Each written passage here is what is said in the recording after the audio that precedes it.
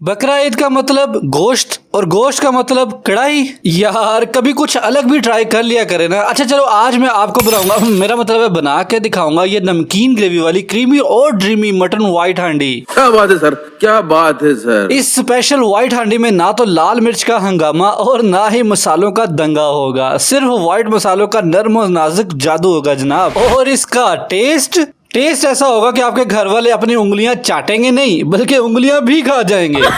और इसकी सबसे बेस्ट बात पता क्या है, इसकी क्रीमी सी ग्रेवी जो आपको नान के साथ भी सही मजा देगी। ये मटन व्हाइट हांडी नरम, जूसी और बिल्कुल स्मेल फ्री बनेगी, ये मेरी गारंटी है। लेकिन हमने इसमें ऐसा क्या डाला जिससे इसकी स्मेल बिल्कुल भी खत्म हो जाएगी, और किस पॉइंट पे हमने योगर्ट और क्रीम का कॉम्बिनेशन डालना है, और किस तरह बनेगी ये रेस्टोरेंट स्टाइल मटन व्हाइट हांडी वो भी घर पे, इन सभी सवालों का जवाब मैं आपको बताऊंगा बल्कि दिखाऊंगा। तो फिर देर किस बात की, फटाफट से ईद को फ्लेवरफुल बनाते हैं। चलो फिर।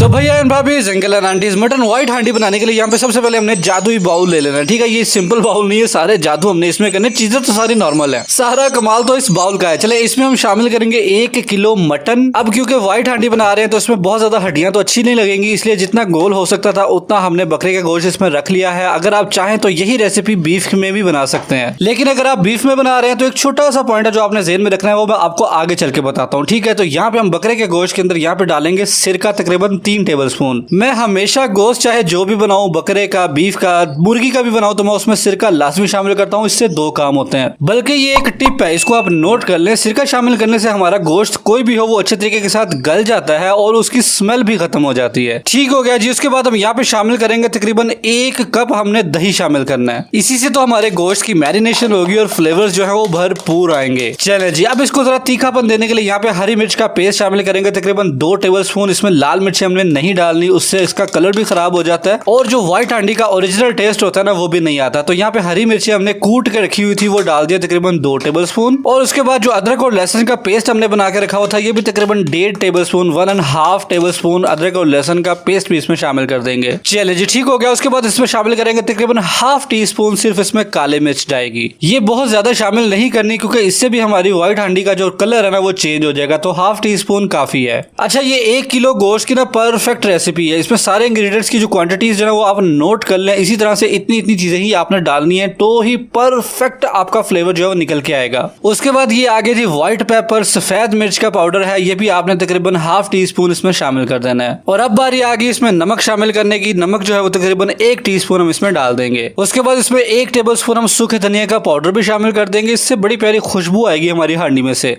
ले जनाब, फिलहाल तो यही सारी चीजें थी। अब हमने क्या करना है कि एक चम्मच की मदद से ना इन सारी चीजों को गोश्त के साथ हमने अच्छे तरीके के साथ मिक्स कर लेना है। देखिए रेसिपी कोई भी हो, मेरा काम है कि मुश्किल से मुश्किल रेसिपीज को भी आसान से आसान बना के और मजे वाले अंदाज में आपके सामने पेश करना। इसीलिए मैं अपनी वीडियो में थोड़ा थोड़ा हंसी मजाक करता रहता हूँ ताकि आप लोग वीडियो देखते देखते भी बोर ना हो, और जब आप रेसिपी बनाने जाए तो आप भी इसी तरह से एंजॉय करके अपनी चीजें बनाया करें। यार एंजॉय करके बनाएंगे सारी चीजें अच्छी बनेंगी। अच्छा, ये देखिए हमने गोश्त के साथ सारे मसालों को अच्छे तरीके के साथ मिक्स कर लिया। अब इसकी बेस्ट बात तो ये है कि इसको 2 घंटे के लिए आप फ्रिज में मैरिनेट होने के लिए रख दें। लेकिन चलिए अगर आपके पास टाइम नहीं है तो आप इंस्टेंट भी बना सकते हैं। मेरे पास टाइम है इसलिए मैं इसको 2 घंटों के लिए फ्रिज में मैरिनेट करने के लिए रख रहा हूँ।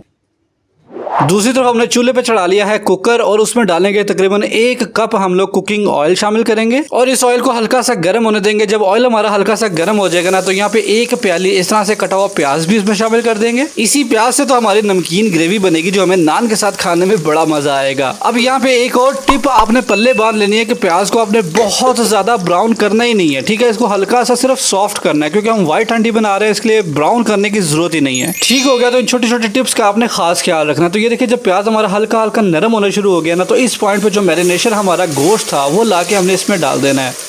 माशाल्लाह, इस क्रीमी से बैटर को कच्चा देख के ही मुंह में पानी आ रहा है, तो पक के इसका क्या टेस्ट होगा। अच्छा, बाउल को हमने अच्छी तरह से साफ करना है क्योंकि इसके अंदर ही तो सारे फ्लेवर है, तो एक एक कतरा जो है वो हमने इसमें से निकाल के तो हमने कुकर के अंदर शामिल कर देना है और फिर इसको हमने अच्छी तरह से मिक्स कर लेना है ताकि प्याज जो है वो प्रॉपरली मिक्स हो जाए हमारे सारे बैटर के साथ। और जब ये प्रॉपरली मिक्स हो जाएगा उसके बाद हमने इसमें शामिल करना है तकरीबन 1 गिलास पानी। गोश्त को गलाना भी तो है ना, तो 1 गिलास पानी जो है वो इसके लिए काफी रहेगा। ठीक हो गया जी। पानी शामिल करने के बाद हमने क्या करना है कि कुकर का जो ढक्कन है वो इसके ऊपर लगा के इसको एयर टाइट बंद कर देना है। यार इस पॉइंट पे मुझे कैमरा बड़ा तंग कर रहा है, कभी ब्राइट इमेज हो जाती है, कभी डार्क इमेज हो जाती है, गुजारा कर लेना। और कुकर का जो वेट होता है यहाँ पे इसके ऊपर इस तरह से लगा देंगे। अब हमने फ्लेम को रखा हुआ है हाई और हाई फ्लेम पे इसको पकने देंगे जब तक इसका ये जो वेट है ना ये विस्लिंग ना स्टार्ट कर दे।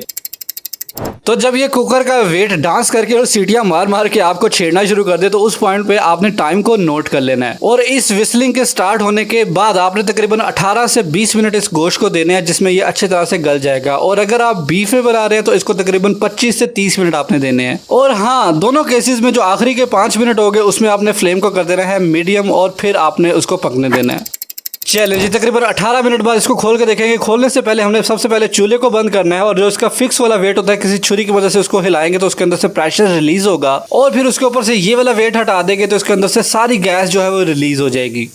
तो जब इसकी सारी शुक्र शाकी खत्म हो जाएगी ना फिर आपने एहतियात के साथ इसके ढक्कन को आपने खोल लेना है। माशाल्लाह जी जबरदस्त हो गया, हमारी रेसिपी बड़ी अच्छी जा रही है। यहाँ पे हमने फ्लेम को दोबारा से ऑन कर देना है और ये देखिए हमारा जो बोटियां हैं, जो गोश्त हमारा वो काफी हद तक जो है वो गल चुका है। अब ज्यादा काम रह नहीं गया वैसे हमारा। अब हमने क्या करना है कि हाई फ्लेम के ऊपर ना इसको तकरीबन 2 से 3 मिनट इसी तरह से ओपन रख के हमने इसको भून लेना है। लेकिन हाँ, बहुत ज्यादा चम्मच चलाने की जरूरत नहीं है, नहीं तो गोश्त जो है वो हमारा टूट जाएगा और छोटी छोटी बोटियां हो जाएगी, वो बिल्कुल भी अच्छी नहीं लगेंगी। तो तकरीबन 2 से 3 मिनट पकने के बाद इस पॉइंट पे हम लोगों ने शामिल करनी है जो इसमें फ्रेश क्रीम है वो इसमें शामिल कर देंगे। तकरीबन 1 प्याली, मतलब कि जो 200 ग्राम वाला पैकेट होता है ना वो सारा इसमें शामिल कर देंगे। और अगर आपके पास ये क्रीम नहीं है तो आप घर की बालाई भी इस्तेमाल कर सकते हैं, कोई प्रॉब्लम नहीं है। और अब इसकी खूबसूरती को 4 चांद लगाएंगे। हरा हरा धनिया तकरीबन 2 से 3 टेबलस्पून इसमें शामिल कर देंगे। देखिए माशाल्लाह कितना ही खूबसूरत लग रहा है। और अगली चीज जो इसमें जाएगी ये है गरम मसाला पाउडर। ये आपने बिल्कुल भी मिस नहीं करना। इसी पॉइंट पे आपने गरम मसाला पाउडर तकरीबन 1 टीस्पून आपने इसमें शामिल कर देना है। और उसके बाद ये आगे हमारे पास कुछ इस तरह से कटी हुई हरी मिर्चें और अदरक जो है वो भी इसमें हम डाल देंगे।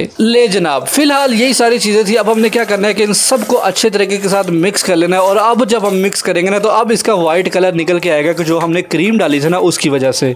माशाल्लाह जी, वीडियो देख के मेरा तो फिर से मुंह में पानी आना शुरू हो गया है। अच्छा, क्रीम डालने के बाद ना हमने इसको बहुत ज्यादा नहीं पकाना, तकरीबन 1-2 मिनट सिर्फ हम इसको पकाएंगे ना तो इसका इस तरह से ऑयल निकल के ऊपर आना शुरू हो जाएगा। और जब ये वाली कंडीशन बन जाए, मतलब कि ऑयल निकलना शुरू हो जाए, तो ये परफेक्ट होके रेडी हो गया है। अब आपने इसकी फाइनल लुक को बिल्कुल भी मिस नहीं करना। यहाँ पे चूल्हे को हमने बंद कर दिया। इस कुकर को यहाँ से उठा लूंगा और आपको डिश आउट करके दिखाऊंगा।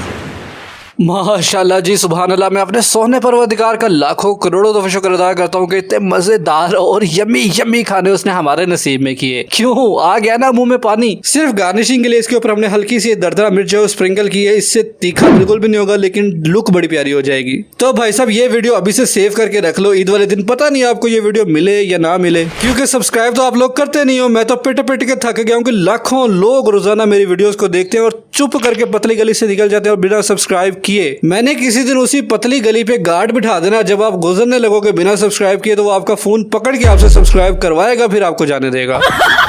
मजाक कर रहा हूँ यार। सब्सक्राइब अगर कर दिया है तो साथ बेल आइकन को ऑल नोटिफिकेशन पे जरूर किया करो, इसी से तो आपको मेरे सारे नोटिफिकेशंस मिलेंगे। तो इस ईद पे ये वाली क्रीमी क्रीमी और ड्रीमी व्हाइट मटन हांडी आपने जरूर बनानी है और मुझे फीडबैक जरूर देना है, कमेंट सेक्शन में बताना कि आपको कैसी लगी। मैं मिलूंगा आपसे अगली एक और किसी बहुत ही जबरदस्त रेसिपी वीडियो के साथ। तब तक के लिए मुझे दुआ में जरूर याद रखिएगा और मेरा इंतजार कीजिएगा। अल्लाह हाफिज।